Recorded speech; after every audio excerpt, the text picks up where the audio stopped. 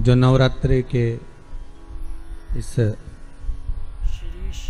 पावन अवसर पर चैत्री नवरात्रि में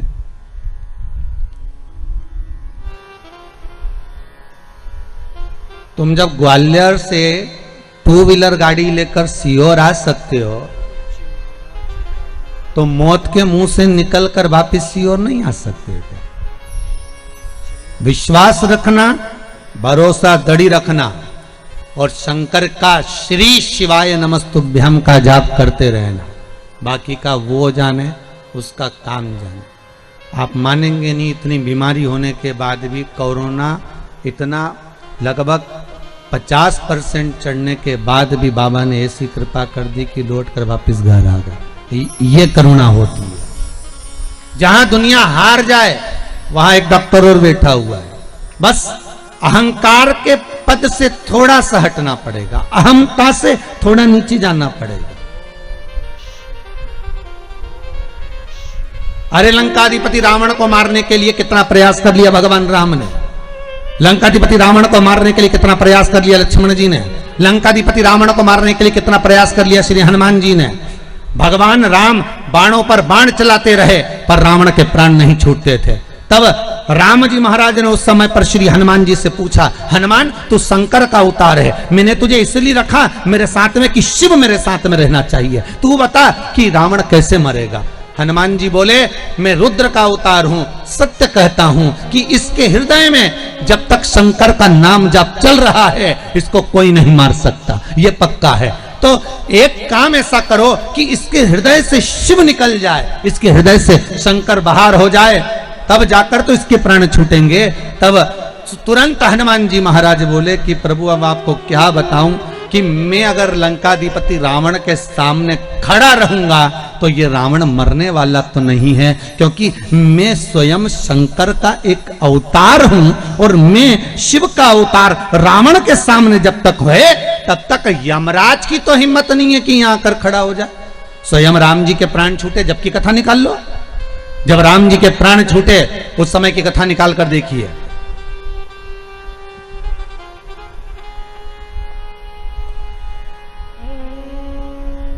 दुर्वासा बाबा ने आकर कह दिया, तुम्हारे ये तारीख, ये तिथि, ये पल आखिरी है, तुम्हें प्राण छोड़कर वापिस परम धाम आना है राम। ये शब्द को लक्ष्मण जी ने सुन लिया था तो लक्ष्मण जी का त्याग करना पड़ा था। सुनिए ना कथा, लक्ष्मण जी का त्याग कर दिया। राम जी ने निकाल ली तारीख, तिथि, पल, घड़ी कि इतनी बजे मुझे प्राणों को त्यागना है। और श्री राम जी महाराज सरयू घाट पर पहुंच गए और सरयू जी के तट पर जैसे ही राम जी महाराज पहुंचे और राम जी ने पहुंचकर तुरंत आवाहन करा यम का, हे यम आओ, हे मृत्यु देवी आओ और मुझे लेकर जाओ, मैं जाना चाहता हूं, आज मेरा पल, मेरी घड़ी, मेरा क्षण आखिरी है, ले जाओ मुझको। यमराज आया, वापिस चले गया। यम के दूत आए, वापिस चले गए। राम जी देख कर आए, नीचे तो आओ, ऊपर से नीचे आओ तब तो मुझे लेकर जाओ। राम जी कह रहे हैं। यमराज ऊपर से हाथ जोड़कर इशारा कर रहा है, पहले इसको हटाओ। किसको? अरे जम के तो बोलो, हनुमान को। जब तक ये शंकर पास में होगा तो प्राण छूटेंगे क्या? क्योंकि वचन लिया है यमराज ने। ये वचन, यमराज की पुत्री मृत्यु देवी जब मरी थी, शंकर भगवान ने जब प्राणों को राजा श्वेत के सामने हरा था, जब राजा श्वेत के सामने मृत्यु देवी को भी मार दिया था, मौत को भी समाप्त कर दिया था, जब राजा श्वेत के सामने यमराज को भी मार दिया था, उस समय पर सूर्य नारायण भगवान रोते हुए आए और सूर्य देवता ने आकर कहा, मेरा बेटा धर्म का कार्य कर रहा था, राजनीतिक कार्य कर रहा था, जो एक देवता को सौंपा गया कर्म है वो कर्म कर रहा था, फिर मेरे बेटे को क्यों मारा? शंकर भगवान ने कहा, इसने मेरे मंदिर में प्रवेश क्यों करा? ये मेरे मंदिर में आकर राजा श्वेत को मार रहा था, मैंने इसको मार दिया। तो उसके अंतिम क्षण थे, उसके अंतिम श्वास थी, उसका अंतिम पल था। शंकर भगवान बोले, भले अंतिम पल था, भले अंतिम श्वास थी, भले अंतिम क्षण था, पहले मुझसे तो पूछना था। मृत्यु लोक का देव अधिदेव महादेव अभी विराज रहा है। पृथ्वी के देव से पूछो क्या मैं इसको उठाकर ले जा सकता हूं? जब मेरी आज्ञा हो तब लेकर जाना। ऐसे कैसे लेकर चले जाओगे? इसलिए मैंने मृत्यु देवी को भी मार दिया, यमराज को भी मार दिया। सूर्य नारायण भगवान रोने लगे। भगवान विष्णु से कहा मेरे पुत्र और पोती को जीवित करवाओ। शंकर भगवान ने कहा शर्त एक रहेगी, जीवित तो मैं कर दूंगा, शर्त इतनी सी है, अगर कोई मेरा भजन कर रहा होगा, जहां शंकर खड़ा होगा, शंकर का स्मरण खड़ा होगा, जहां शिव नाम का जाप हो रहा होगा, वहां ना तो यमराज आएगा ना यमराज की बेटी मृत्यु देवी आएगी। अगर ये वचन दे तो मैं जिंदा कर दूं। सूर्य नारायण भगवान ने कहा मैं वचन देता हूं, आपका जहां नाम होगा वहां दोनों नहीं आएंगे। तो वचन दे दिया। तो जब वचन दे दिया तो हनुमान जी शंकर का अवतार, और ऊपर से यमराज कह रहे इनको हटाओ। तो राम जी समझ गए कि हनुमान ने कहा था रावण को मारते समय कि मैं पास में होऊंगा तो रावण नहीं मरेगा, मतलब मेरे साथ भी यही है, अगर शंकर साथ में है तो राम के प्राण नहीं छूटने वाले। तो राम जी से निवेदन यमराज कर रहे हैं, धर्मराज कर रहे हैं, आप कृपा करो और अपने प्राण त्यागने के लिए कुछ कृपा करिए, मैं मृत्यु देवी को भेज दूंगा, पर पहले इस शंकर को हटा दीजिए। और राम जी ने अपने हाथ की मुद्रिका उतारी, सरयू जी के जल में फेंक दी और हनुमान से कहा हनुमान अरे मेरी मुद्रिका गिर गई, जल्दी जा लेकर आ। और हनुमान मुद्रिका लेने के लिए जैसे ही पानी में कूदे और राम जी महाराज पानी में तुरंत अपने प्राणों को त्याग देते हैं। हनुमान जी जब लौट कर आते हैं तब हनुमान को लगा कि प्रभु मेरे सामने प्राण नहीं छोड़ सकते थे, इसलिए मुझे हटा दिया था, इसलिए मुझे हटा दिया, क्योंकि शंकर जब तक तुम्हारे नजदीक में है जीजियों, इस कोरोना महामारी में मैं बार बार आप लोगों से कह रहा हूं, पिछली बार भी पूरे लॉकडाउन में एक शब्द कहता रहा, आज फिर कह रहा हूं कि श्री शिवाय नमस्तुभ्यम इस मंत्र को मत छोड़ो। कम से कम एक दिन में 11 बार 21 बार चलते फिरते जपते रहो, ओम नमः शिवाय बसते रहो। श्री शिवाय नमस्तुभ्यम नहीं बोलो तो ओम नमः शिवाय बोलो, ये ना बोलो तो महामृत्युंजय का मंत्र का जाप करो, पर शंकर का अनुमोदन करो, शिव का स्मरण करो। वो कालों का काल है, वो महाकाल है, वो तुमको गिरने नहीं देगा, ये पक्का है, गिरने नहीं देगा। ये फालतू के दुनिया के लोग मैसेज करते फिरते हैं कि इतने मर गए इतने जी गए, इसकी अपेक्षा मैसेज करो श्री शिवाय नमस्तुभ्यम जपो रे भाया, जपते रहो, कुछ नहीं तो 11 बार तो जपो, दिल से पुकारो उस शंकर को, वो तुम्हारे सामने होगा, साहब तुम्हारे सम्मुख में, तुम्हारे साथ।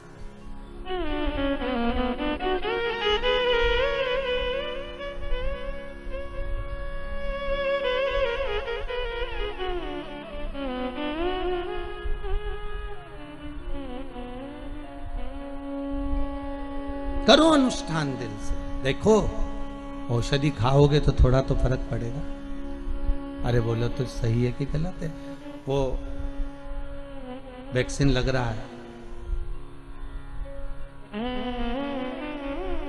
कम से कम उससे दवाई शरीर में रहेगी तो फेफड़ों पर तो कोरोना का असर नहीं पड़ेगा, इसलिए तो वैक्सीन लगाई गई। तो यही समझ लो कि एक वैक्सीन शंकर के नाम की है, जो एक बार लग जाएगी तो थोड़ा थोड़ा आराम लगना प्रारंभ होगा। शिव नाम में वो तत्व है।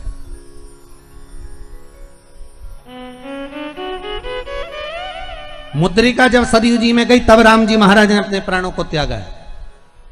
अगर शंकर पास में होते तो प्राण नहीं छोड़ पाते।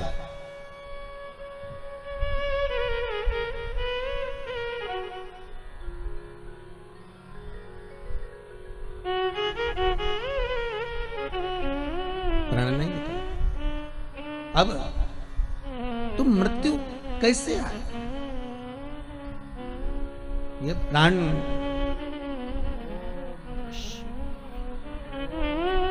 चरण का प्रहार लगा, संत की शरण में शनि महाराज गए।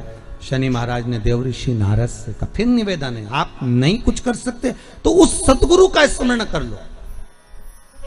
जैसे शनि महाराज को लगा कि मेरे पांव में चोट लग गई, मेरा पांव टेढ़ा हो गया, मेरा पांव अब काम नहीं कर रहा, मैं एक पांव से कैसे चल पाऊंगा, तब शनि महाराज को लग गया कि अब कोई नहीं बचा सकता, अब कोई सदगुरु ही चाहिए, अब कोई संत ही चाहिए, अब किसी गुरु की शरणागति ही चाहिए। और ऐसे समय में कई बार ऐसा भी होता है कि हम गुरु तक नहीं जा पाते, कभी कभी ऐसा भी होता है कि हम गुरु के पास नहीं पहुंच पाते, कभी कभी ऐसा भी होता है कि हम गुरु के नजदीक नहीं पहुंच पाते। जैसे द्रौपदी का चीर खींचा जा रहा था, रो रही थी द्रौपदी, आंखों से आंसू भरकर द्रौपदी ने भीष्म पितामह से कहा, मैं तुम्हारे घर की बहू हूं, तुम तो लाज बचाओ। भीष्म पितामह कहते हैं, मैंने दुर्योधन के घर का अन्न खाया है, जैसा खाया अन्न वैसा हो गया मन, जैसा पियो पानी वैसी हो गई वाणी, जैसा पियो दूध वैसा बन गया बुद्ध। गाय का दूध पियोगे तो गाय जैसे निर्मल रहोगे, थैली का दूध पियोगे तो थैली जैसे हो जाओगे, डब्बे का दूध पियोगे तो गोल हो जाओगे। इसलिए गौ माता के दूध का पान का वर्णन किया है। अन्न का बड़ा प्रभाव है महाराज जी, बहुत ध्यान रखना पड़ता है अन्न खाने वाले को।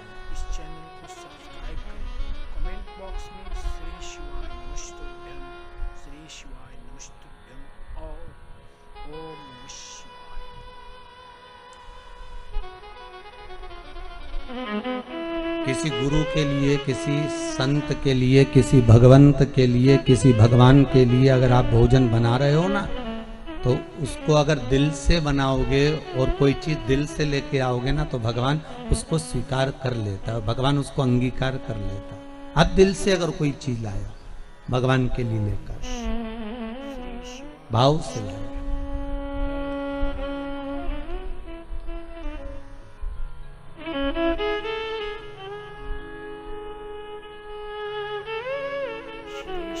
अब दुर्योधन जो बैठा है, दुशासन चीर खींच रहा है, द्रौपदी रोती बिलकती धृतराष्ट्र गांधारी के सामने जाकर खड़ी हो गई, कोई नहीं बचाया।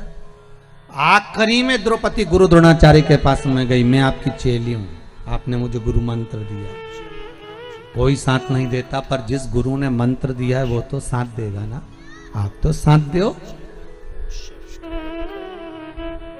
गुरु द्रोणाचार्य मुस्कुराते हुए कहते हैं, री द्रौपदी, इस सभा में जितने बैठे हैं कोई तेरा साथ नहीं देगा, मैं भी तेरा साथ नहीं दूंगा, क्योंकि मैं गुरु हूं, भले मैंने मंत्र दिया है, पर एक बात याद रख ले, गुरु भले साथ ना दे, पर जो मंत्र दिया है तुझको, तो उस मंत्र को जप, गुरु मंत्र जो मिला है उसको जपो। हम आपसे फिर कहें, तुम्हें शिव पुराण याद रहे ना रहे, आप शंकर की कथा, कई लोग ये भी पूछते हैं कि गुरुजी हम शिव पुराण सुनेंगे, और आप कहते हो कि शिव पुराण सुनना चाहिए, तो जब हमारे प्राण छूटेंगे तो जब तक तो शिव पुराण हम भूल ही जाएंगे, तो फिर प्राण छूटेंगे जब तक तो शिव पुराण शरीर में रहेगी ही नहीं, फिर मतलब क्या पुराण सुनने से? और आखिरी में कौन पुराण सुनाएगा? फिर तो गरुड़ पुराण सुनाएंगे, फिर कौन शिव पुराण सुना रहा? तो आपका क्या कहना है गुरुदेव? अगर मृत्यु के क्षण पर प्राण छूटते समय शिव महापुराण की कथा नहीं याद रही तो उसका मतलब क्या? फिर सुनने से आनंद क्या? अरे भैया, शास्त्र कहता है 1 महीने पहले 15 तारीख को आपने क्या खाया था, आपको याद है क्या? अरे मुंह से तो बोलो नहीं। 20 तारीख को क्या खाया था 1 महीने पहले, आपको याद है क्या? नहीं। पर 20 तारीख को 1 महीने पहले 15 तारीख को जो तुमने खाया था वो तुम्हारे शरीर में गया, जाने के बाद उसका रक्त बन गया, रक्त बनने के बाद वो शरीर में आज तक चल रहा है। जो तुमने 1 महीने पहले खाया था उसका रक्त तुम्हारे शरीर में आज तक चल रहा है। शिव महापुराण की कथा वही कहती है, भले मरते समय तुम्हें कथा याद रहे ना रहे, पर इतना जरूर याद रखना कि तुमने जिस कथा को सुना है अंतिम समय तक वो तुम्हारे शरीर में निरंतर रक्त के साथ चलती रहेगी, और वही यम की कैद से छुड़ाकर परमात्मा के दरवाजे तक पहुंचा देगी। वो शरीर में चलती रहती है निरंतर, रात दिन, हर पल, हर घड़ी, हर क्षण चल रही है।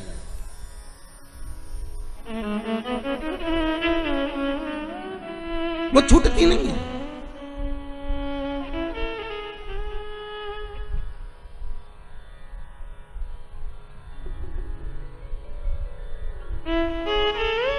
वो मिलती है तो एक बार अगर मिल गई, औषधि चली गई शरीर में, फिर औषधि का काम है कितना असर करना है, ये तो औषधि दिखाती है। औषधि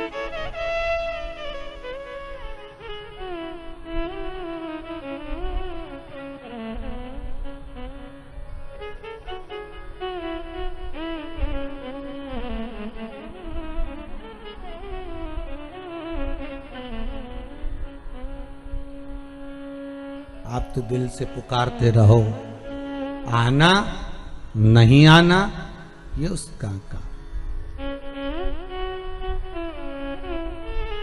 उससे निवेदन करते रहो, ये फिर उसकी मर्जी।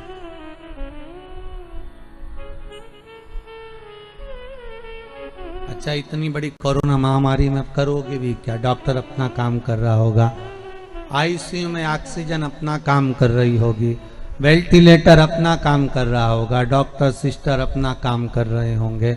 बार बार आप फोन लगाकर डॉक्टर से भी बात नहीं कर सकते, वो भी बेचारा इतना टेंशन में पड़े हुए हैं, इतने लोगों को देख रहे हैं दिन भर रात भर, तो उनको भी तो लगता होगा कि जिंदगी क्या है। उनकी भी तो आंख भर आती होगी जब इतनी बॉडियों को, इतने स्वरूपों को देखते होंगे। तो आप क्या कर सकते हो? आप खुद भी तो नहीं जा सकते, तो इतना तो कर सकते हो कि भगवान का भजन कर लो।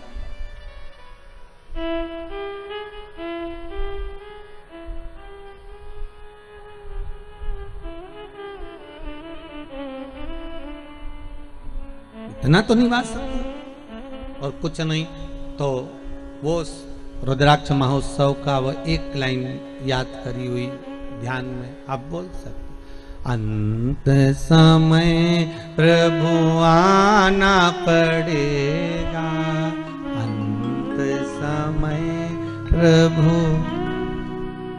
बोलो तो, अंत समय प्रभु आना पड़ेगा, अंत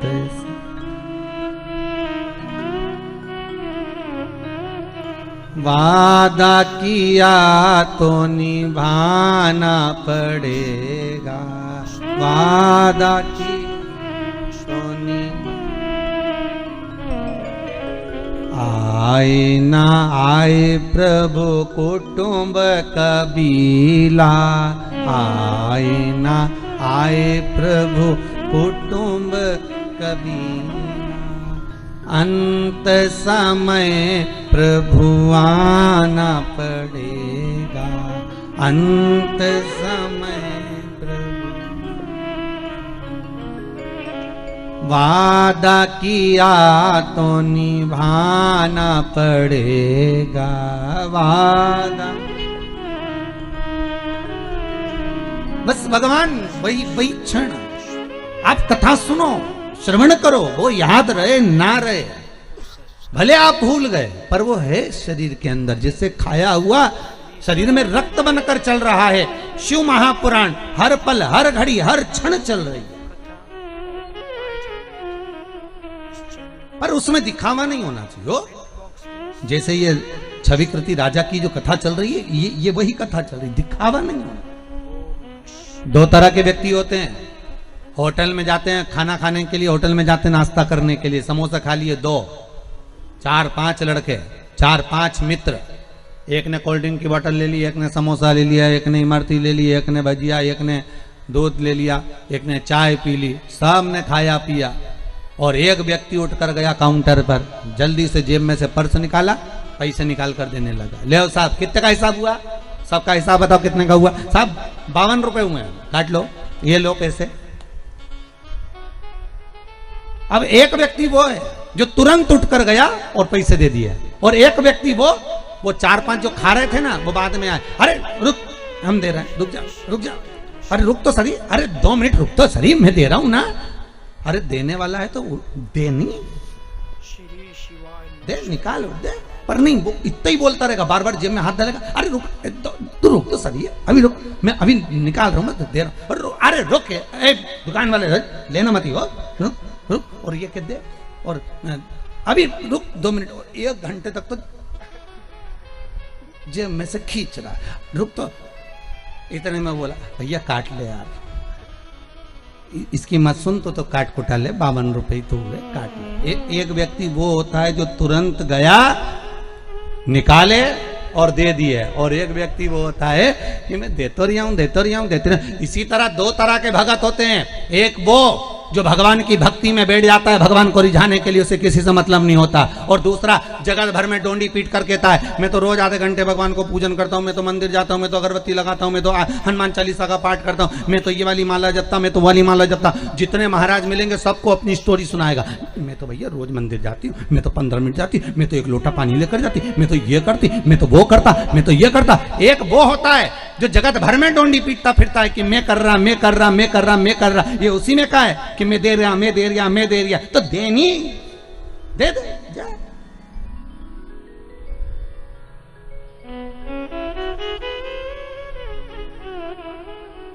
अरे बीमार पड़े तब मन में आया अब एक्सरसाइज करूंगा। डॉक्टर ने भी कहा एक्सरसाइज करना, ये सामान कम खाना। बिल्कुल नहीं खाऊंगा, अब की बार ठीक कर दो डॉक्टर साहब, इसके बाद तो बिल्कुल जैसा तुम कहोगे वैसा चलूंगा। अब घर पर आने के बाद 8-10 दिन आराम करने के बाद फिर तो जो खाने पिला। फिर तो पत्नी भी कह रही है थोड़ी योगा मोगा कर लो, एक्सरसाइज तू करिया जा, मेरा शरीर दिख रहा है योगा के लायक, तो खा लो जा, खा, शरीर ना दिख रहा। जब बीमार पड़े तब भगवान की याद आई, डॉक्टर साहब जैसा कहोगे वैसा करूंगा, एक बार सही कर दो फिर तुम्हारी सुनूंगा, तुम जैसा बोलोगे फिर तुम मास्क लगाने की बोलोगे तो मास्क लगाऊंगा, सैनिटाइज का बोलोगे वैसा करूंगा, सोशल डिस्टेंसिंग का बोलोगे तो पीछे आखिरी में जाके पेड़ पे बैठ जाऊंगा, तुम बोलो तो सब। और जब अच्छे थे तब कई लोग शहरों में गांव में बिना मास्क के घूम रहे हैं, वो इस भाव में घूम रहे हैं कि हमें कोई बीमारी नहीं है। तुम्हें बीमारी नहीं है पर घर वालों के लिए दूसरे की बीमारी लेकर क्यों आ रहे हो?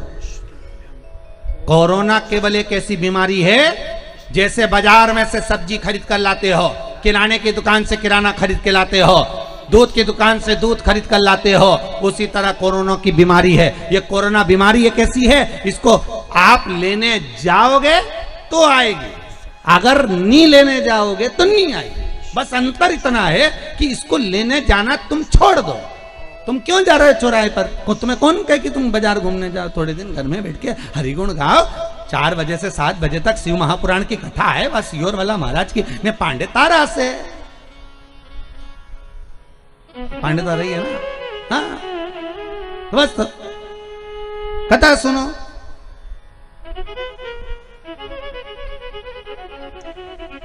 स्मरण करो, 3 घंटा कथा का भगवान भजन करो, और कथा अच्छी लगे तो सुनो, नहीं तो तुम्हारे हाथ में रिमोट रखा है ना, महाराज चेंज कर दो। टीवी पे तो घना महाराज आए, 2 मिनट में चेंज, दूसरा पकड़ लो कि ये महाराज आई दिया, चलो दूसरा महाराज देखेंगे। और महाराज नहीं आए तो कहेंगे न्यूज देखेंगे। पर कथा सुन लोगे तो तुम्हारी न्यूज नहीं बनेगी, ये पक्का, ये तो पक्का। कथा सुन लो, बस स्मरण कर लो। महाराज राम नाम के हीरा मोती में बिखलाऊं गली गली, ले लो रे कोई राम का प्यारा। आगे क्या है? शोर मचाऊं गली गली। ये तो बिखेर रहा है, कहीं योग बना होगा भगवान का जो मिल रहा है, डालो।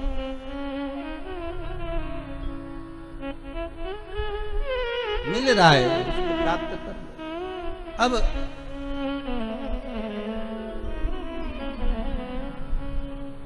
अंतिम क्षण शनि महाराज मन में सोचे कि मैं गुरु की शरण जाऊं। माता का अपमान कर दिया, लात मार दी, पांव टूट गया, और अब गुरु की शरण जा रहे हैं। वही हाल है, वो कहा था अच्छे से रहिए, क्रोध पर संयम रखिए।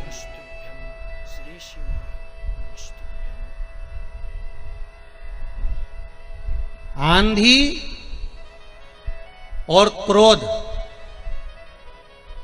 समाप्त होने के बाद पता चलता है कि नुकसान कितना हुआ है। ध्यान रखिएगा जरा, क्या क्या चीज जम के बोलो जरा। आंधी और क्रोध समाप्त हो जाते हैं, तब पता चलता है कि नुकसान कितना हुआ है। आंधी आती है, हजारों मकान छपड़ा सबको उड़ाकर चली जाती है, सबको नष्ट कर कर चली जाती है। और क्रोध आता है, 10 मिनट का, 5 मिनट का, 15 मिनट का क्रोध सब घर को अस्त व्यस्त कर देता है। पत्नी, बच्चे, बड़े, सबको। पत्नी को क्रोध आता है तो पति, बच्चे, सबके ऊपर असर करता है। और पति को आया तो वो भी यहीं से मतलब नहीं होता, सब जगह, सब जगह।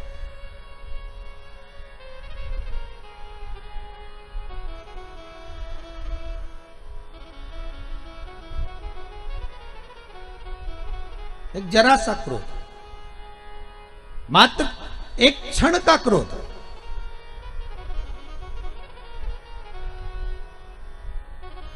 अब एक बहुत सुंदर प्रसंग था कि एक ऑफिस से एक भैया आ रहे थे, उनको घर पर से एक पत्नी से झगड़ा कर कर आ रहा था। और झगड़ा कर कर आया और उसने झगड़ा करते करते जैसे बाहर निकला तो सामने कुत्ता बैठा, तो उसमें एक लात दी धर के, गुस्से के कारण। कुत्ता भागते भागते गया तो दूसरे व्यक्ति को काट लिया।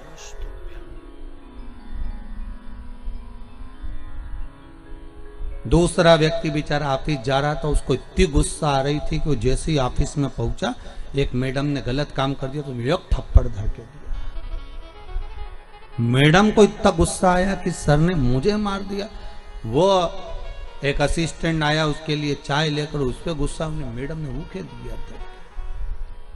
असिस्टेंट के लगा, बताओ मैडम ने मुझे मार दिया। वो अंदर गया, अंदर जाकर उसने कहा 4 लोगों में मेरी इज्जत खराब कर दी। उसने तेल डाला, ने मर गया। अब बताओ गुस्सा किसका था? देखिए जरा, अंदाजा लगाइए, गुस्सा किसका था, क्रोध किसका था? अंदाजा लगाओ जरा। क्रोध दूसरे का, और दूसरे ने मारी लात किसको? कुत्ता को, गुस्से में। कुत्ता काटा दूसरे को, दूसरा गया दूसरे के पास। एक जरा सा क्रोध में ना जाने कितने लोग हिल गए और अंत में बर्बादी का केंद्र बन गया। जरा सा क्रोध, आंधी और क्रोध थोड़ी देर के होते हैं, पर शांत होने के बाद मालूम पड़ता है कि नुकसान कितना हुआ है। इसलिए थोड़ा संयम बहुत जरूरी है। जब गुस्सा आए तो 1 लोटा पानी भर के उसमें भगवान का नाम लेके धीरे धीरे कर कर पीना चालू कर दो। जो अपशब्द बोल रहा है उसको देखो ही मत, पीते रहो। शंकर भगवान जैसे विष पी गए, तुम गुस्सा पी जा। पर तुम्हारी आदत है ना महाराज, खाए बिना रह जाऊं। पर देखो माताएं कितनी जल्दी बोली, बोले बिना नहीं। हम तो बोले ही नहीं, जवाब तो इनने ही दे दिया तुरंत। हम तो बोले नहीं कि खाया बिना रह जाऊं, पर बोले बिना नहीं रह सकती, इसलिए जवाब तो दूंगे चाहे कुछ भी हो जाए। बोले बिना, अरे क्यों? शनि महाराज ने गुस्सा करा, पांव टूट गया। पांव टूट गया तो नारद जी के पास गए। देव ऋषि नारद बैठे हुए थे, भगवत स्मरण में लगे हुए थे। देव ऋषि नारद ने जो शनि महाराज को देखा, अरे शनि महाराज आप आए हो, आप और यहाँ? शनि महाराज बोले हाँ मेरा आना हुआ है। क्या कारण है? शनि महाराज जी बोले मेरा पांव टूट गया, कुछ कृपा कर दीजिए। आप संत हो, साधु हो, सन्यासी हो, तपस्वी हो, साधक हो, उपासक हो। और एक भक्त जो होता है, एक साधक जो होता है, एक संत जो होता है, एक गुरु जो होता है, जो भगवान की भक्ति में निरंतर डूबा हुआ होता है, वो आपको भगवान की भक्ति में ही डुबोएगा, भगवान के भजन में ही डुबोएगा, वो गलत जगह नहीं डुबोएगा। कामी व्यक्ति के पास जाओगे तो वो काम में डुबो देगा, लोभी के पास जाओगे तो लोभ में डुबोएगा, वासनावान के पास जाओगे तो वासना में डुबो देगा, तृष्णावान के पास जाओगे तो तृष्णा में डुबोएगा, अहंकारी के पास जाओगे तो अहंकार में डुबोएगा, और भगत के पास जाओगे तो भक्ति में डुबोएगा। देव ऋषि नारद ने कहा काय को चिंता करते हो, गंगा जी के घाट पर जाओ, शंकर भगवान का एक शिवलिंग का निर्माण करो, और शिवलिंग का निर्माण कर कर गंगा के घाट पर शंकर जी की आराधना करो। जगत के धात्रा शिव शंकर वही सब कुछ कर सकते हैं। मनुष्य के शरीर के जितने अंग हैं मानव शरीर में जितने अंग हैं, कहते हैं इनका एक अलग अलग देवता है। प्रत्येक अंग का एक अलग अलग देव है और सारे अंगों का अलग अलग देव है। सारे अंगों के देवताओं पर कंट्रोल करने वाला शंकर है, भगवान शिव औघड़दानी त्रिकालदर्शी कैलाशी। शरीर के किसी भी अंग में अगर चोट लगती है, किसी भी, एक बच्ची ने लिखा है कि कोई माता ने कि मेरे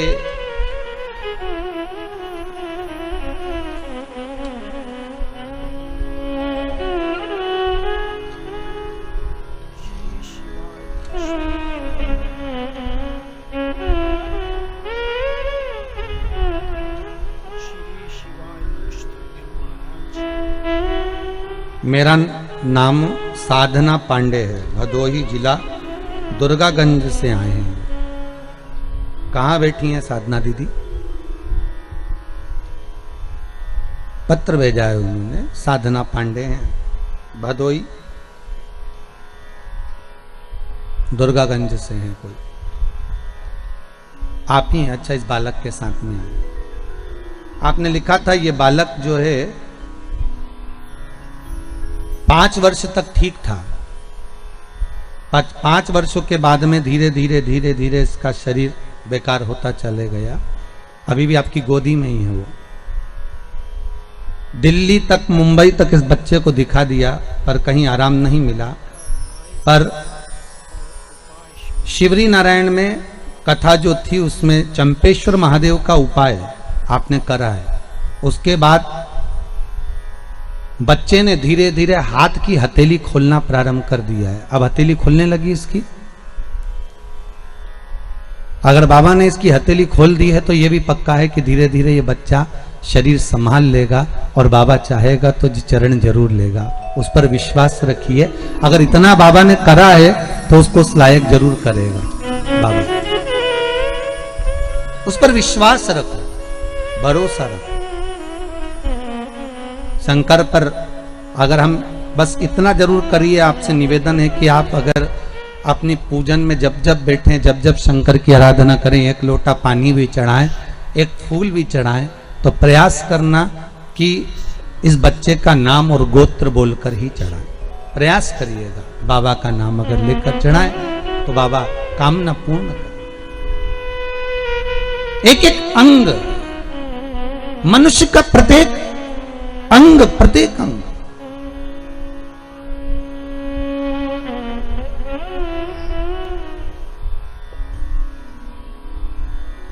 ऐसा कोई अंग नहीं जिसका कोई देव नहीं। जैसे गौ माता के प्रत्येक अंग में भगवान विराजमान है, मनुष्य के भी प्रत्येक अंग में भगवान विराजमान है। ऐसा नहीं है कि मनुष्य के अंग में नहीं है।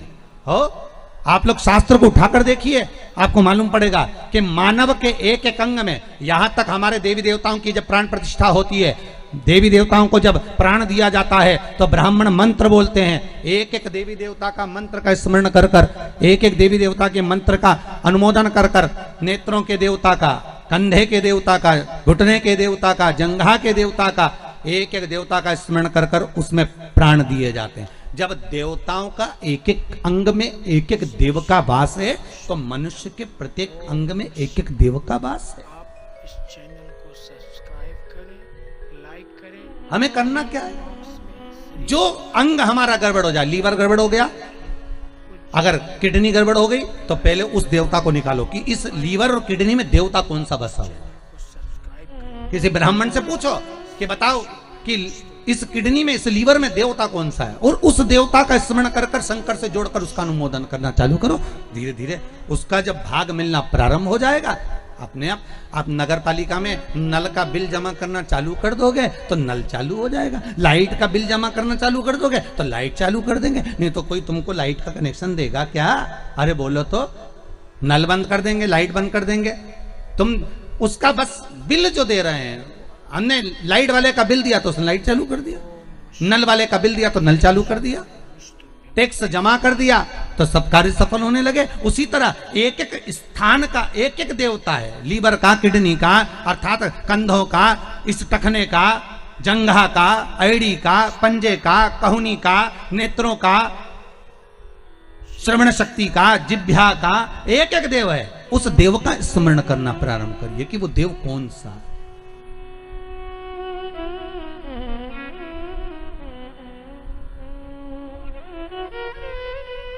उस देव का स्मरण। पूज्य महाराज जी का लाइव कथा सारे देवी देवताओं में केवल एक ही देव है, देव अधिदेव महादेव, जिनके ऊपर जल चढ़ाया जाता है, दूध चढ़ाया जाता है, पंचामृत चढ़ाया जाता है, तो उस शिवलिंग को दोनों हाथों से मला जाता है। कितने हाथों से मलते हैं? अरे जम के बोलिए जरा। दोनों हाथों से। पास में जो बैठा रहता है पति, वो जल चढ़ा रहा है, या पत्नी जल चढ़ा रही है, या कोई वस्तु चढ़ा रहा है, और दोनों हाथों से शिवलिंग को मला जा रहा है।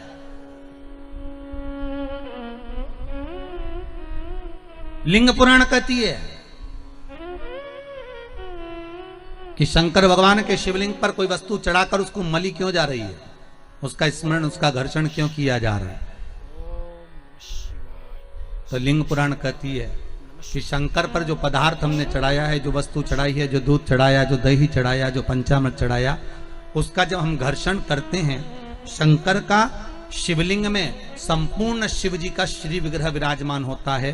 तो हमारे रोग, हमारी बीमारी किस जगह पर है? जब हम शंकर के शिवलिंग का घर्षण करते हैं तो उससे हमारी बीमारी धीरे धीरे समाप्त होने लगती है, धीरे धीरे समाप्ति।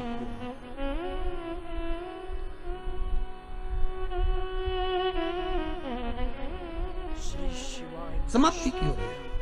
ओम नमः शिवाय। आप इस चैनल को सब्सक्राइब अच्छा, एक और सुंदर सी बात और अच्छी है। अभी नवरात्रि चल रहा है, दुर्गा सप्तशती का पाठ आप लोग कर रहे होंगे। कौन कौन कर रहा है? जरा हाथ उठाओ। आप लोग कर रहे हैं, बहुत अच्छी बात है।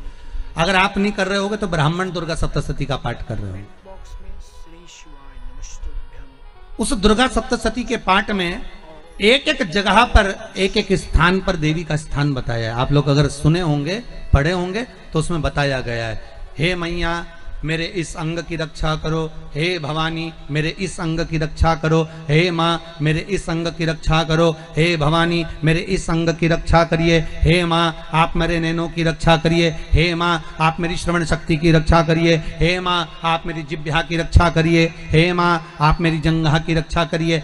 आया कि नहीं आया? जब दुर्गा सप्तशती में एक एक स्थान का महत्व आया है कि इस जगह पर ये देवी का स्मरण करेंगे तो माँ मेरी कल्याण करेगी, माता मेरा उद्धार करेगी। बस उसी भाव में, उसी स्थान के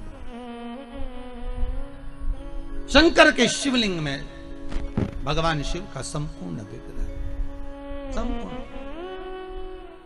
श्री शिवाय और जब शंकर का संपूर्ण विग्रह है तो हम बाबा से अनुमोदन क्यों ना करें? अभी दुर्गापुर के पहले फुसरो में कथा थी, फुसरो झारखंड में। तो एक बात हमने कही थी फुसरो की कथा में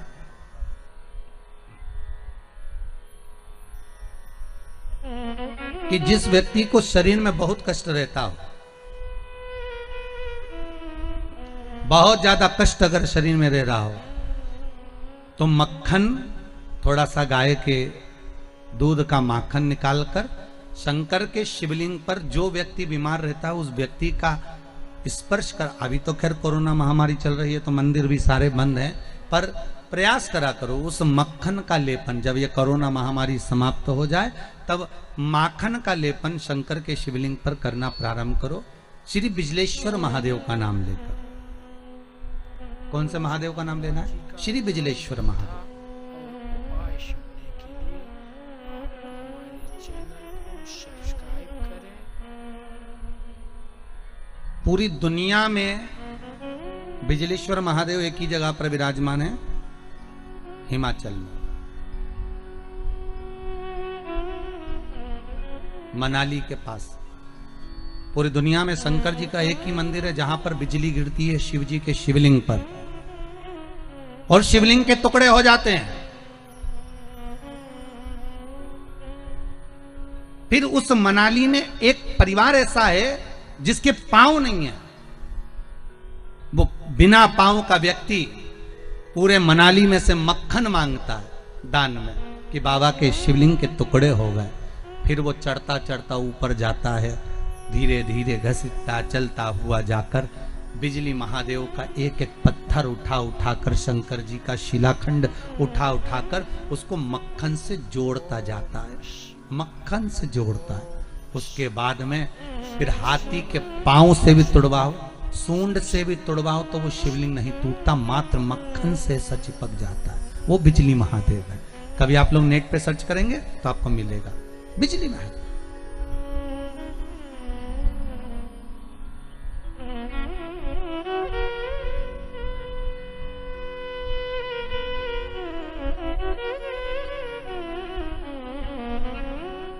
शिव कहां नहीं है साहब? शंकर का अनुमोदन किस जगह पर नहीं है? शिव का स्मरण कहां नहीं होता? किस जगह पर भगवान शिव प्राप्त नहीं होता? आज तुम्हारे ये उत्तर प्रदेश कहीं निकाल लो तो ये बलिया जिले में श्री शिवाय नमस्तुभ्यम एक खेड़िया तहसील है उत्तर प्रदेश में। उस खेड़िया तहसील में एक शंकर का मंदिर, बहुत प्रचलित कथा है, शायद आप लोगों को तो मालूम होगा है। आप लोग उत्तर प्रदेश के हो तो आप लोगों को तो मालूम होगा कि बलिया जिले में खेड़िया तहसील में एक शिव जी का मंदिर, जहां से एक लड़की की शादी हुई और उसको कहार डोली में लेकर जा रहे हैं। आप लोग तो उत्तर प्रदेश के हो तो आप लोगों को तो ये कथा याद में होगी। उसको लेकर जा रहे हैं और लेकर जाने पर एकदम जम के आंधी तूफान आ गया और तेज जल वृष्टि होने लगी, अपार जल गिरने लगा। अब जो कहार थे, जो डोली उठाने वाले थे, उन डोली उठाने वालों ने सोचा करें क्या? तो उन्होंने क्या सोचा कि बेचारी बच्ची अकेली है, सब तो कहीं ना कहीं छुप जाएंगे, इस बच्ची को शंकर के मंदिर में छोड़ देते हैं। और उन्होंने डोली को शिव मंदिर के उस पावन प्रांगण में रख दिया, शंकर के उस मंदिर में रख दिया।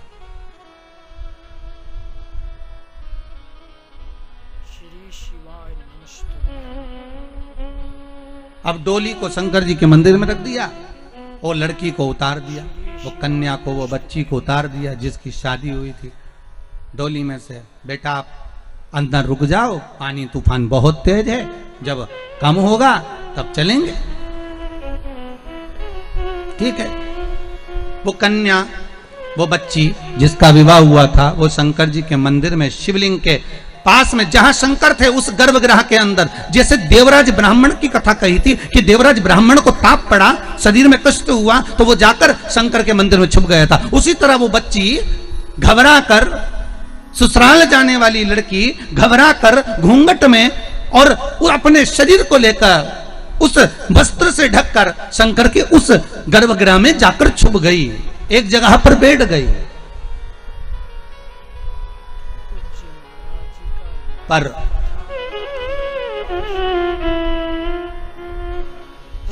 वो बच्ची शंकर की बड़ी भगत थी साहब। उसकी माँ ने उसको एक बात सिखाई थी बचपन से कि एक लोटा पानी भरना, शंकर जी को चढ़ाना। वो एक लोटा पानी भरती थी, शिव जी को चढ़ाने के लिए जाती थी, उसका नियम था। एक लोटा पानी भरती, शंकर को चढ़ाने चली जाती, बस और कुछ भी नहीं करती, बस लोटा भरा पानी का और शिव जी के पास पहुंच जाती। पानी भरा शंकर जी का, और छोटी सी बाल्यावस्था से, मात्र 2.5 वर्ष 3 वर्ष से उसने पानी चढ़ाना शंकर जी को चालू कर दिया। वही बच्ची दूसरे मंदिर में, वो मंदिर नहीं है उसके गांव का, ये मंदिर दूसरा, ये मंदिर दूसरा। और वो बच्ची मंदिर में जैसे ही थोड़ी देर बैठी, पेट में उसको मरोड़ उत्पन्न होने लगा। पेट में जैसे ही उसको मरोड़ उत्पन्न हुई, पेट दुखने लगा, मरोड़ने लगा। उसको लगा कि मैं बाहर इतनी सारी बारात ठहरी है, पूरी के पूरे पुरुष ही पुरुष हैं, बाराती बाराती हैं, मुझे लेने जाने वाले हैं, पर मैं पेट में मरोड़ हो रही है, मैं घबरा रही हूं, करूं क्या? अब मुझे शौचादि कर्म करना है, मैं कहां जाऊं? उस बच्ची ने शंकर को क्षमा मांगकर उसी गर्भगृह के अंदर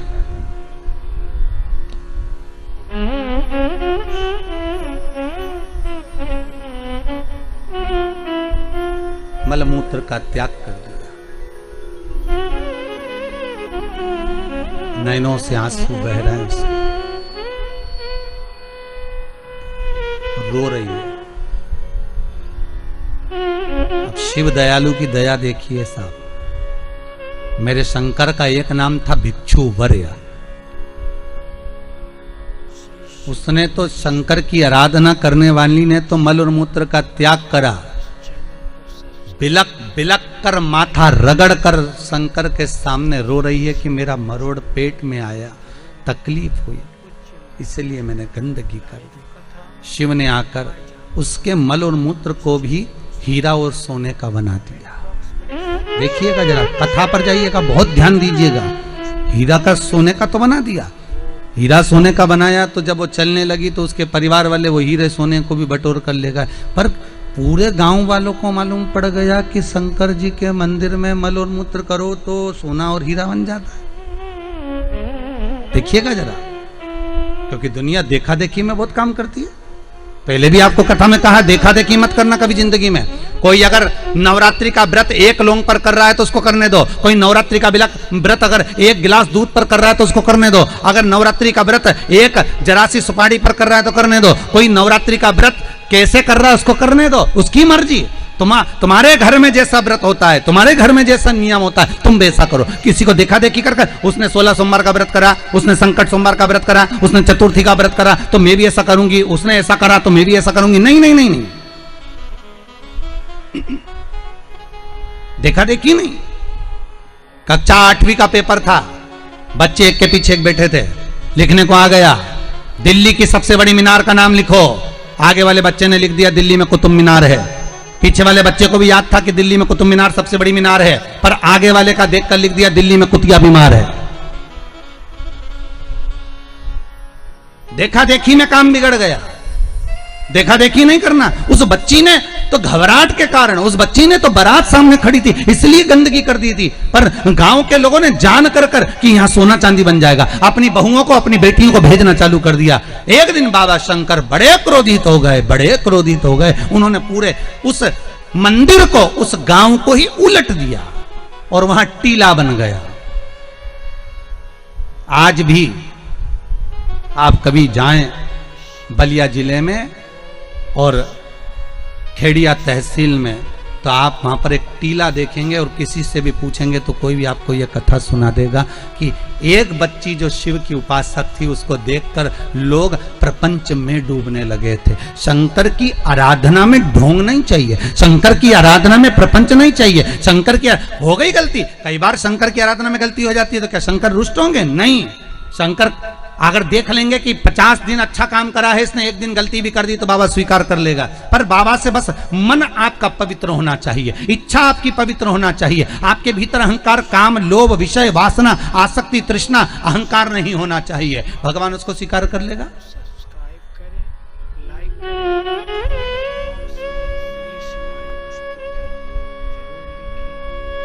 भगवान उसको ले लेगा आराम से।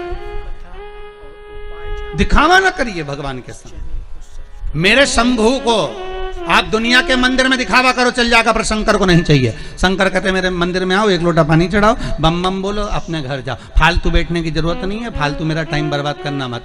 सारे देवी देवताओं के मंदिर में बैठने की जगह होती है, शंकर जी के मंदिर में बैठने की जगह नहीं होती। इतना पानी ढोल के जाते हैं कि साड़ी भी बचा के चलना पड़ती है। बैठने की तो जगह जाने दो वहां पर। शिव मंदिर में कहाँ बैठने की जगह होगी? चलो जाओ यहाँ से, काहे को फालतू के बैठे हुए, टाइम बर्बाद कर रहे हो यहाँ पर, जाओ अपने अपने घर में। पार्वती जी कई बार शंकर जी से पूछती हैं, तुम आंख बंद करके बैठे रहते हो, दुनिया के लोग तुम्हारा दर्शन करने आते हैं, कम से कम देख तो लिया करो कौन आया। शंकर भगवान बोले फालतू की बात मत कर, मेरे को सब मालूम है, ये सब मांगने के लिए आते हैं इसलिए आंख बंद करके बैठा रहता हूँ।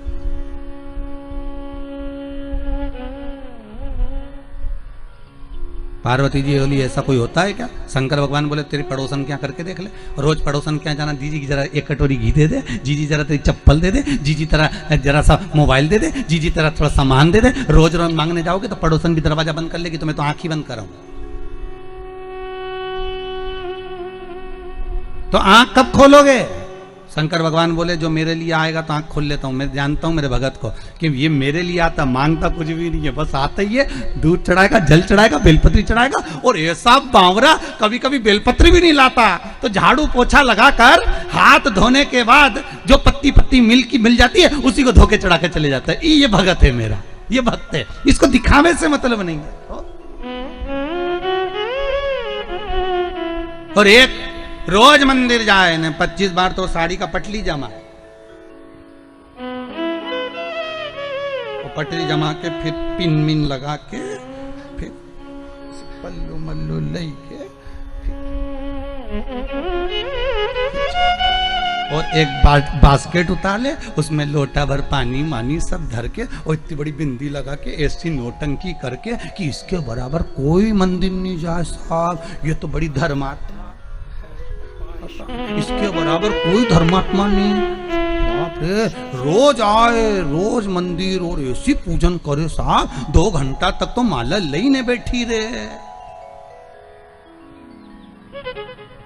और इतने में कहीं की आवाज कर दे तो चिल्लाती भी है, उधर जाओ, उधर जाओ।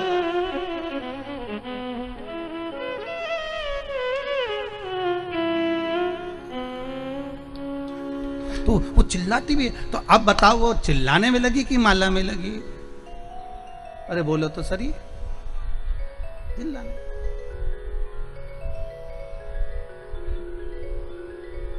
अब ऐसे ही तुम हवन में बैठो, मालूम पड़े तुम सचंडी का हवन कर रहे हो, यज्ञ कर रहे हो, और मालूम पड़े पंडित जी ओम ब्रह्मचारिणे स्वाहा स्वाहा। अब देवी जी सोच रही है हवन आहुति यहाँ दे रही, देख मार रही है, और तुम कह रही स्वाहा, मैया बोल रही आहा। का है स्वाहा?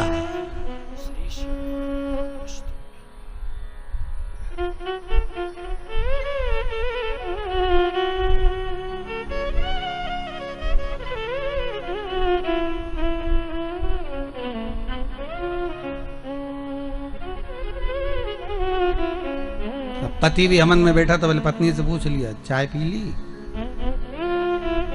तुमने?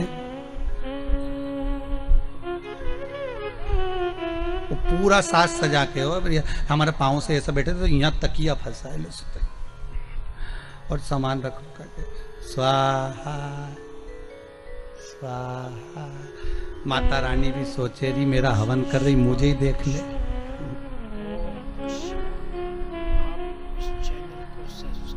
सुख वस्तु में नहीं मारा, फिर वही बात आ गई, भगवान को नहीं पसंद छल, भगवान को दिखावा नहीं पसंद। नहीं चाहिए चांदी की थाली में भोजन भगवान शंकर को, नहीं चाहिए शंकर भगवान को सोने की अटारियां। ऐसे सोने के महल तो शंकर भगवान लंका के राजा रावण को दिया थे, ले तू इधर ले, ले। हाथ में कड़ा था, उतार कर भस्मासुर को दे देते, ले जिस पे हाथ रखे वो ही भस्म। भस्मासुर ने सोचा प्रैक्टिकली यहाँ कर लो, शिव जी के पीछे पड़ गया। शंकर भगवान भागे, भगवान विष्णु के पास पहुंचे। भगवान विष्णु ने पूछा क्या हो गया? कि भस्मासुर आ रहा है। तो कि उसको वर किसने दिया? तो कि मैंने ही दिया। तो किसको भस्म करने आ रहे? तो कि मेरे को ही आ रहा है। भगवान विष्णु बोले तो थोड़ा तो विवेक से काम करा करो, हर किसी को हर कोई सा आशीर्वाद दे देते। शंकर भगवान बोले हमारा नाम भोला, हम तो भोला, इसलिए तो नाम भोला पड़ा कि हर कुछ को हर किसी को जो मन पड़े वो वर दे दे। एक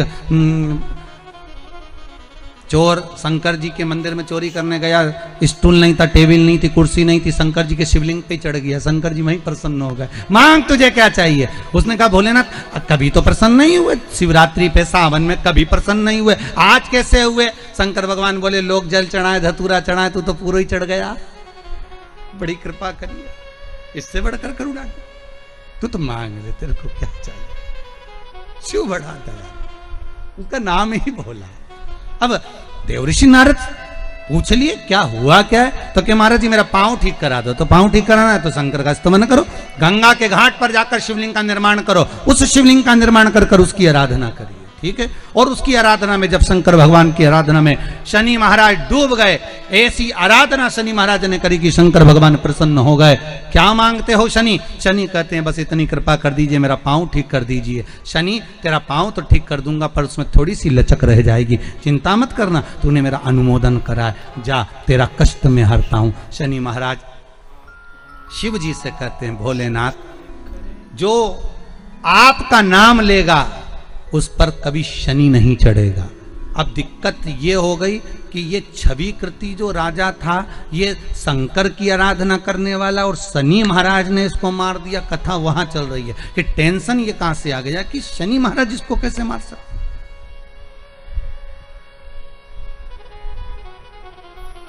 जो शिव आराधना में डूबा हुआ था, बस गलती एक थी छवि कृति की, और वो गलती आपने भी करी होगी, इसलिए शायद शंकर नहीं मिले होंगे।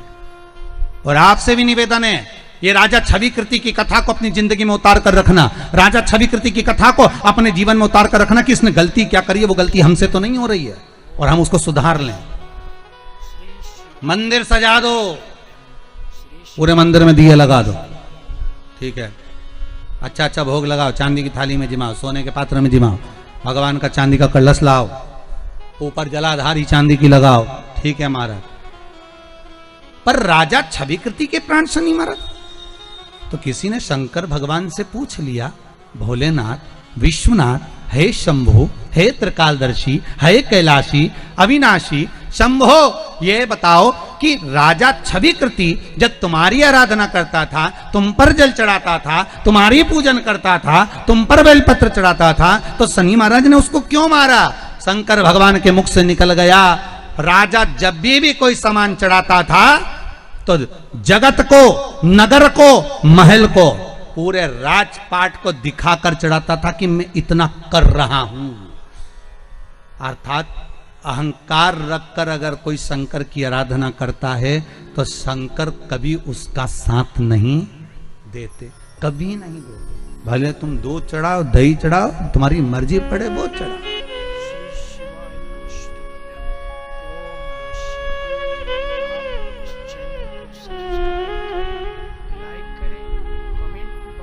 तुम्हारा मन पड़े वो चढ़ाइए। आप शिव की आराधना में अगर कुछ भी चढ़ा रहे हो तो शंकर को वो मतलब नहीं कि तुम क्या चढ़ाओ, शंकर को तो ये भाव चाहिए कि तुम दिल से समर्पित हो रहे हो, तुम दिल से चढ़ा रहे हो, तुम दिल से अनुमोदन कर रहे हो, तुम दिल से स्मरण कर रहे हो।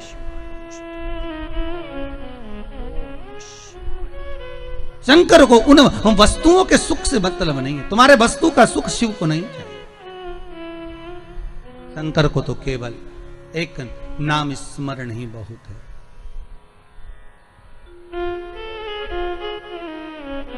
वह आनंद का भाव ही दूसरा होता।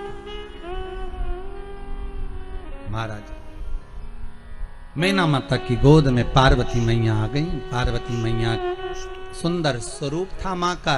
नारद जी ने प्रसंग भाव में कह दिया, बालक होगा, इसको जो पति मिलेगा भस्मी रमाने वाला, जटाजूट बांधने वाला।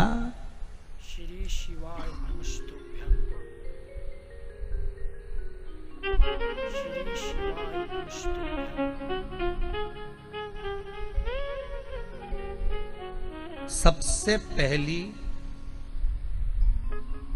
भस्म, सबसे पहली भस्म शंकर भगवान पर किसने चढ़ाई थी?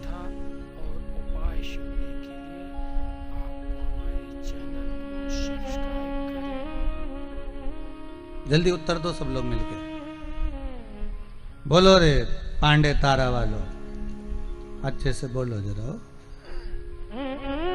सबसे पहली भस्म शंकर भगवान पर किसने चढ़ाई थी? शिव महापुराण की कथा कहती है, एक संत हुए जिनका नाम था प्रनद। क्या नाम था? प्रनद। एक संत, वो शंकर की आराधना में डूबे रहते थे। कहते हैं उनकी आराधना का आनंद क्या था कि उस आनंद में प्रनद संत जो थे बड़े आनंद में डूबे रहते थे। कहते हैं शंकर का अनुमोदन करते थे तो केवल एक छोटा सा शिवलिंग सम्मुख में रखकर उस पर जल चढ़ाना, उस पर दूध चढ़ाना, उस पर स्मरण करना, अलग अलग वृक्षों की पत्तियों को लाकर उसे समर्पित करना। ये बात हमने पहले भी कथा में कही है कि आपके पास में अगर बेलपत्र नहीं है, शिवाय नमस्तुभ्यं। मान लो आपके पास में अगर बेलपत्र नहीं है, आप इस चैनल तो शिव महापुराण की कथा कहती है कि आप कमेंट अलग अलग वृक्षों की पत्तियों को लाकर भी शंकर को समर्पित कर सकते हो। पूज्य महाराज जी का लाइव कथा और उपाय जानने के लिए इस चैनल को सब्सक्राइब करें। कमेंट बॉक्स में श्री कई माताएं कहती हैं गुरुजी अभी लॉकडाउन चल रहा है और हमारे यहाँ किसी व्यक्ति को बीमारी बहुत ज्यादा हो गई है, तो हम शिव की आराधना कैसे करें? अरे शंकर का नाम जप कर लो साहब।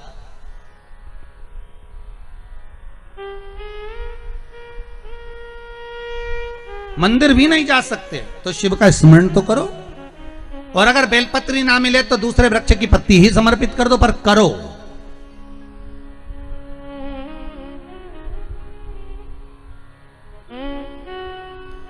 प्रणत का काम था रोज बस शंकर के आराधना में डूबना। कई वृक्षों की पत्तियां तोड़ कर लिया तो शिव जी को समर्पित कर देते। इन्होंने इतना भजन करा, इतना स्मरण करा, इतना स्मरण करा, इतनी भक्ति को धारण करा, इतनी भक्ति को धारण करा। महाराज शास्त्र कहता है जैसे पार्वती मैया ने भगवान शंकर को पति बनाने के लिए जो तप, जो साधना, जो आराधना करी है, श्री शिवाय जो तप साधना करी है, जो आराधना करी है, कहते हैं वैसी की वैसी ही तप साधना आराधना प्रणद ने करी। वैसी की वैसी तप साधना।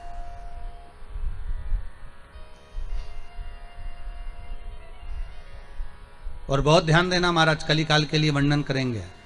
शंकर को रिझाने के लिए कौन से कलर के कपड़े पहने उससे मतलब मत रखना। शंकर को पाने के लिए कपड़ा बदलने की जरूरत नहीं, शंकर को पाने के लिए मात्र कलेजा बदलना है, केवल कलेजा। शिव मिल जाएगा। शंकर को पाना बहुत सरल, बहुत सरल, शिव को पाना। अब एक प्रणत का काम क्या था, वो ऋषि, वो संत का काम क्या था? वृक्षों की पत्तियां तोड़कर लाते, शंकर जी को समर्पित कर देते। जैसे पार्वती मैया ने तप साधना करी, जैसे पार्वती जी ने आराधना करी, वैसे ही माता पार्वती जैसी आराधना वो संत करता। बस पत्तियों को तोड़ता, मुख में लेता, खाता, अपनी जिंदगी को निकालता।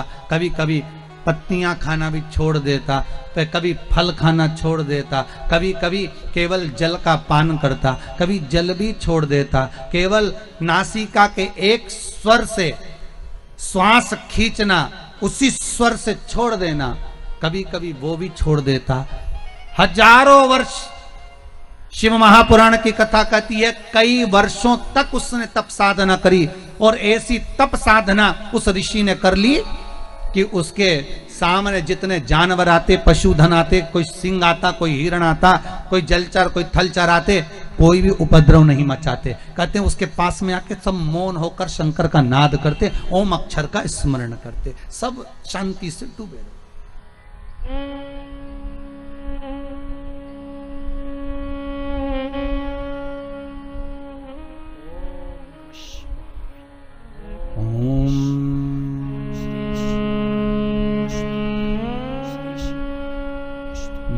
नमः शिवाय।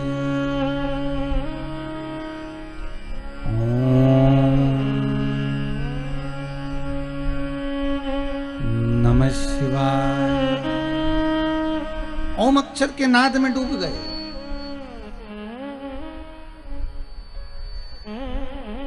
एक दिन प्रणत पत्तियों को खाने वाला वो संत, वो ऋषि फल और पत्ती के सिवा कुछ नहीं खाता था। शंकर भगवान भी उससे इतने प्रसन्न थे कि जब ये जल चढ़ाता था शंकर जी सामने आ जाते थे।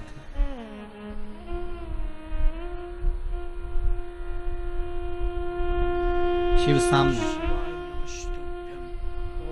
एक दिन किसी वृक्ष की पत्तियां तोड़ने के लिए गया, उंगली में चोट लग गई। चोट लगी, रक्त जमीन पर गिरना था। शरीर में क्या होता है? रक्त। पर प्रणत के उंगली कटने पर रक्त नहीं निकला, वृक्षों की पत्तियां और जो फल खाए थे उसका रस निकल रहा था। पत्तियों का रस, फलों का रस निकल रहा।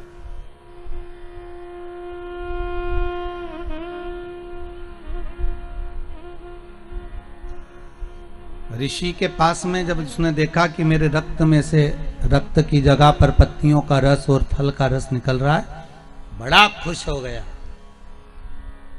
अब तब साधना करने के बाद अहंकार तो थोड़ा सा ही जाता है, थोड़ा सा। मेरा बहुत निवेदन रहा है हर बार, आज फिर करूंगा।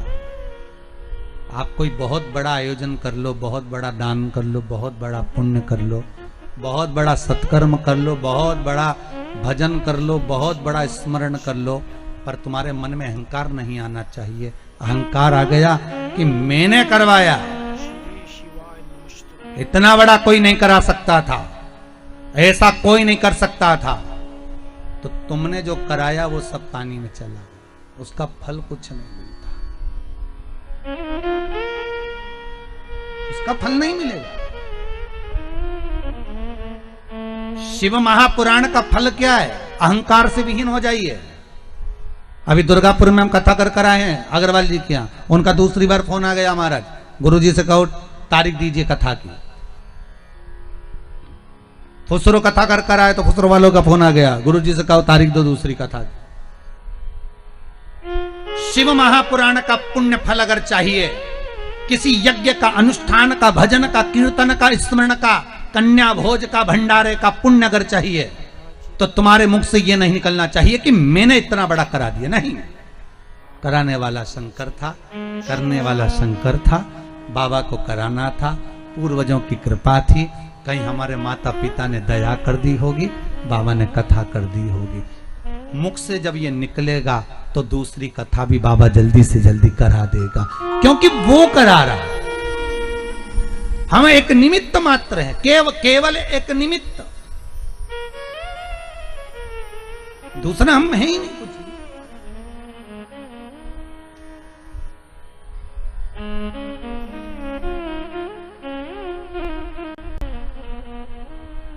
हम तो केवल एक निमित्त मात्र था।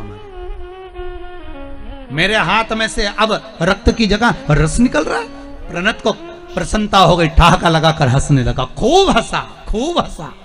अब उसको क्या हो गया था?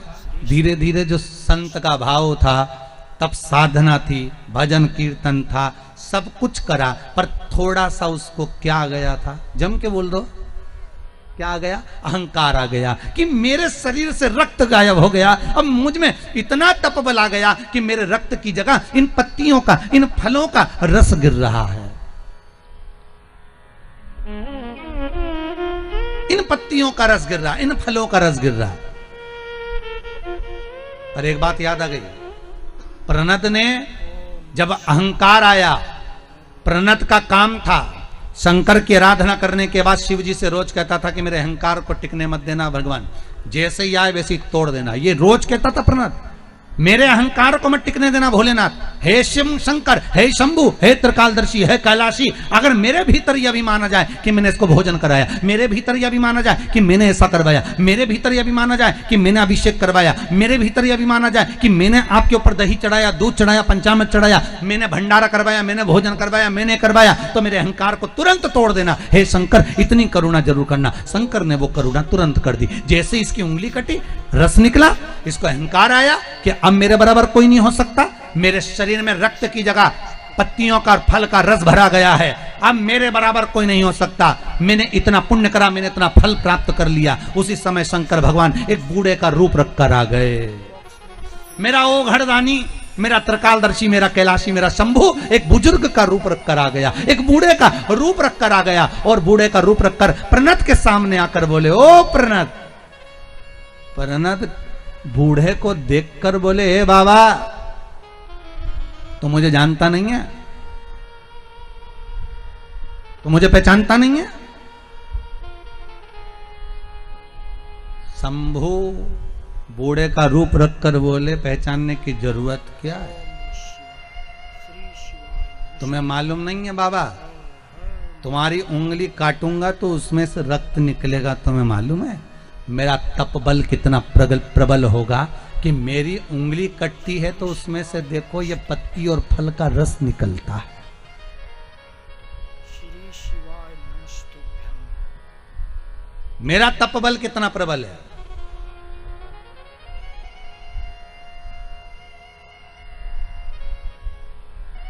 एक बात बहुत ध्यान से सुनना, थोड़ा आप लोगों को लग सकता है बुरा, पर लग जाए तो हमें कोई फर्क नहीं पड़ता बुरा लगने में भी।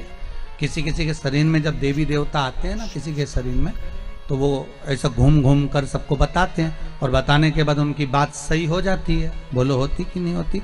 कई बार सही हो जाती है। वो सही बात कब तक होती है? जब तक वो घूमने वाले के मन में अहंकार ना आए, लोभ ना आए, आसक्ति ना आए, तृष्णा ना आए। जब उसने कमाई का केंद्र बना लिया, जब उसने लोभ का केंद्र बना लिया, जब उसने कमाई का स्रोत बना लिया, जब उसने अहंकार का स्रोत बना लिया कि मेरे वचन सत्य हो जाते हैं, मैंने ऐसा कर दिया, मेरे यहाँ इतने लोग आते हैं, मेरे संग में ऐसा होता है, तो उसकी वाणी धीरे धीरे समाप्त हो जाती है। उस वचन को भगवान समाप्त कर देते, फिर उस स्थान पर कोई सुख का भान नहीं होता। श्री शिवाय नमस्तुभ्यं। अहंकार से विहीन हो जाए। ए प्रणत, भगवान शिव बूढ़े का रूप रख कर करें तो वो कहता है कि मेरे हाथ में मेरी तप साधना कितनी प्रबल होगी कि पत्ती का रस, फल का रस मेरे हाथों से निकल रहा है। आपका हाथ काटूंगा तो उसमें केवल रक्त निकलेगा और मेरे हाथ में पत्ती और फल का रस निकल रहा है। मैंने कितनी साधना करी होगी। इतने में शंकर भगवान बूढ़े का रूप रख कर बोले, रे ए बाबा, अरे ओ ऋषि, तेरा भी शरीर जलेगा तो भस्म बनेगा और मेरा भी शरीर जलेगा तो भस्म बनेगा। ये वृक्ष भी जलेगा तो भस्म बनेगा और मनुष्य भी जलेगा, जम के बोलो, तो भस्म बनेगा। एक जानवर भी जलेगा तो भस्म बनेगा, एक पत्ती भी जलेगी तो भस्म बनेगा, एक तलातल भी जलेगा तो भस्म बनेगा, एक रसातल भी जलेगा तो, बोलते जाओ, भस्म बनेगा। एक पशु, पक्षी, जानवर, मनुष्य, जलचर, थलचर, वायुचर, कुछ भी जलेगा तो जलने के बाद केवल भस्म रह जाती है, उसके सिवाय कुछ नहीं रहता। शंकर भगवान के जब शब्द उस प्रणद ने सुने तो उसका अहंकार चले गया। क्या ऐसा होता है कि शरीर में भस्म रह जाती है? शंकर भगवान ने अपनी उंगली काटी और उसमें से भस्म निकलना जब चालू हुई, प्रणद के हाथ में आई। प्रणद ने उस भस्म को लेकर शंकर की उंगली को पकड़ लिया। मेरा महादेव मेरे सामने खड़ा है और मैं पहचान नहीं पाया, इतनी देरी कर दी मैंने पहचानने में। मेरा देव अधिदेव महादेव मेरे सामने और मैं पहचान नहीं पाया। शंकर भगवान अपने असली स्वरूप में आकर कहते हैं, अरे प्रणत, अहंकार जब सिर पर चढ़ जाता है तो भगवान पहचान में नहीं आता है। जब अहंकार जाता है तब शंभो को पहचान आ जाता है। प्रणत ने सबसे पहली भस्म भगवान शंकर को समर्पित करी थी। शिव महापुराण की कथा कहती है पहला भगत था जो शंकर को भस्म चढ़ाया। क्या नाम था उसका? जम के बोल दो, प्रणत। कभी कोई आपसे पूछ सकता है तो आप उत्तर दे सकते हो। भगत प्रणत ने भस्म शिव को चढ़ाई थी। और शंकर की भी भस्म आरती काशी में, उज्जैनी में होती है। शंकर जी की भस्म आरती हर जगह नहीं होती और हर जगह करना भी नहीं चाहिए भस्म आरती। आप शंकर जी की धूप आरती कर दो, अगरबत्ती की आरती कर दो, दिया की आरती कर दो, वस्त्र आरती कर दो, रतन आरती कर दो, आभूषण आरती कर दो, पुष्प आरती कर दो, रुद्राक्ष आरती कर दो, पर शिव जी की आरती, भस्म आरती हर कहीं नहीं करना चाहिए। भस्म आरती का प्रमाण जहां है वहीं पर करना चाहिए। हाँ, शिव जी की रुद्राक्ष आरती भी होती है। एक मुखी से लेकर 14 मुखी रुद्राक्ष होते हैं। कितने मुखी तक होते हैं? जम के बोलिए। एक मुखी से लेकर 14 मुखी रुद्राक्ष, जिसमें सर्वश्रेष्ठ रुद्राक्ष होता है एक मुखी। 3 मुखी रुद्राक्ष बच्चों की पढ़ाई के लिए होता है। जो बच्चा पढ़ने में कमजोर होता है उसको 3 मुखी रुद्राक्ष पहनाया जाता है। 5 मुखी रुद्राक्ष घर के कार्यों को सफलता प्रदान करता है। कोई वस्तु घूम गई है, चाबी नहीं मिल रही, सोने की चेन नहीं मिल रही, कोई अंगूठी घूम गई, कहीं रखा गई, 5 मुखी रुद्राक्ष को चावल की कटोरी में घर के बीच सेंटर में ले जाकर रख दीजिए, खोई हुई वस्तु मिलना प्रारंभ हो जाती है। महाराज 7 मुखी रुद्राक्ष, कोई अगर बहुत गरीब से गरीब व्यक्ति है, ठेला चलाने वाला भी है, 7 मुखी रुद्राक्ष को धारण करता है तो संपदावान बनता है। 11 मुखी रुद्राक्ष, 12 मुखी रुद्राक्ष, 9 मुखी रुद्राक्ष, 10 मुखी रुद्राक्ष, ये बीपी, शुगर, ब्लड प्रेशर के लिए होते हैं। इनको हाथ में माताएं धारण करती हैं, पुरुष लोग पहनते हैं। रुद्राक्ष की महत्वता,